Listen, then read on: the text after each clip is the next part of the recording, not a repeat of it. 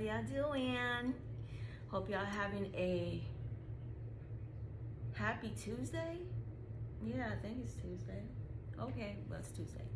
Anyway, having me a cup of coffee, y'all. It is so cold out there. But anyway, it doesn't matter. Whew. Okay, so I am going to wing this one here, okay? Because, and truthfully, I really wasn't going to do a video today because I'm having a day. It's just one of those days because it's gloomy outside and it's cold and just having a day. Anywho, I wasn't going to do a video, but something telling me that I needed to do this video. And I really didn't really want to talk about this subject, but trigger warning, possibly, maybe, but trigger warning, just in case. Because I don't know where all this is gonna go, so because I'm winging it, and we just gonna let it flow. Okay, so today I want to talk about scars. The scars, the visible scars you have that others can see, and most importantly, that you can see. The reason I want to talk about scars is because everybody that has a scar on them, each scar tells a story. And face value, the story is, may seem kind of simple, a little medical procedure here, face value, that's what it is. But when you get to a point where you start dealing with those emotions and stuff, and you realize that some of the scars that you carry have such deep meaning that you don't even realize how deep it is until you get to that point where you have to deal with how you even got to that place in the first place. So I'm gonna talk about a scar that I talk about sometimes. It's this one right here. I don't visually, I don't have a problem with it. No big deal. But when I got to a point where I had to deal with my emotions, I had to get to the toughest part of where the scar even started. Why did I even have to have any surgeries in the first place? Now, here we go.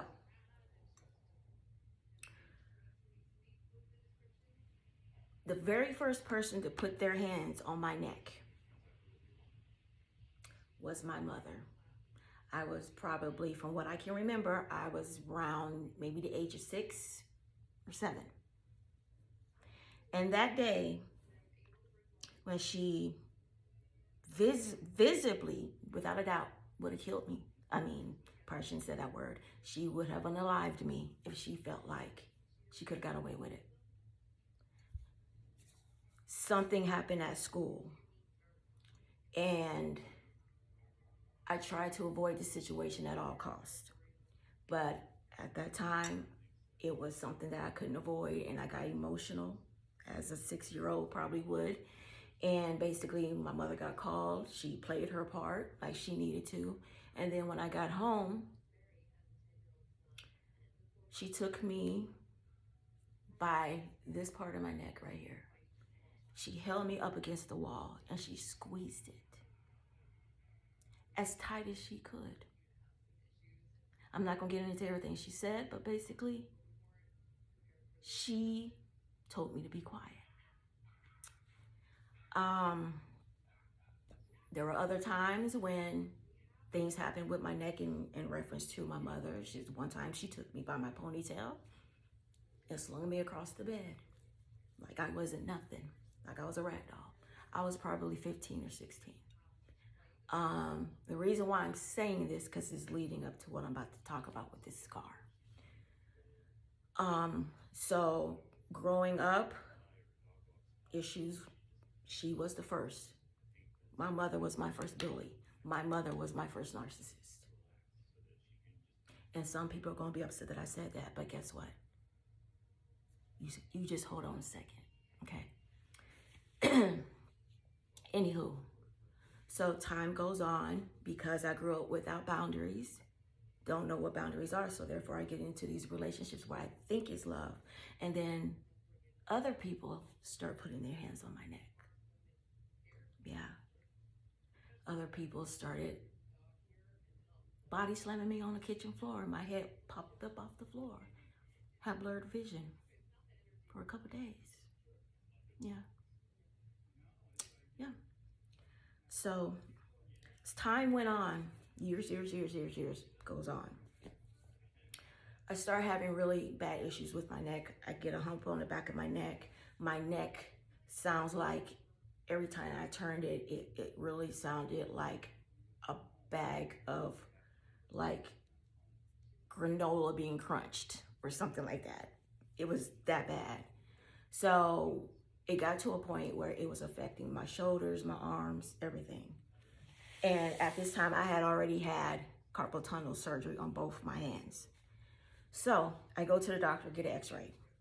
My doctor says to me, he says, have you ever played contact sports before? I said, no.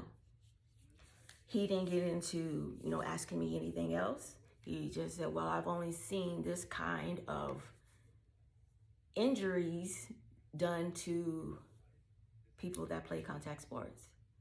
And I just said, no, it's just life. So that's how I left it. Long story short, I get an MRI, all that great stuff. I have herniated disc. I have bone spurs. I have chipped pieces of bone floating around in my neck. And basically my, I can't remember what you call it, the disc in between the joints were pretty much gone. Yeah. And I used to be 5'5". I'm 5'3". That's how much damage was done to my neck. So I say all this to you because over half my life, if not majority of my life, no, we're going to go ahead with majority of my life,